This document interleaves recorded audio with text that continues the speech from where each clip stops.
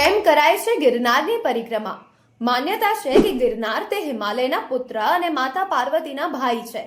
જ્યારે મહાદેવ અને પાર્વતીના લગ્ન થાય છે ત્યારે ગિરનાર પર્વત દરિયામાંથી બહાર નીકળે છે, પણ વિશાળ કદ હોવાના લીધે તેઓ લગ્નમાં હાજરી નહોતા આપી શક્યા. લગ્નના થોડા સમય બાદ મહાદેવ અને માતા પાર્વતીની સાથે તમામ ઋષિમુનિ અને 33 કોટી દેવતાઓ પણ ગિરનાર આવે છે અને કારતક સુદ એકાદશીથી લઈને પૂર્ણિમા સુધી તેઓ ગિરનારમાં વાસ કરે છે.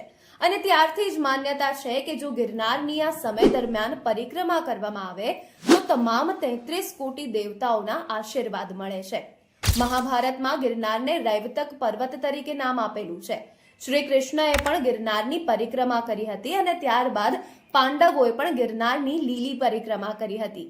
ગિરનારને ધરતીનું સ્વર્ગ કહી શકાય, કેમ કે તેમાં 800 થી વધારે મંદિરો આવેલા છે અને દરેક વર્ષે આજે પણ લાખો શ્રદ્ધાળુઓ જય ગિરનારીના નાદથી આ પરિક્રમાનું પુણ્ય પ્રાપ્ત કરે છે. તમે ગયા છો લીલી પરિક્રમા કરવા? કમેન્ટમાં લખજો જય ગિરનારી.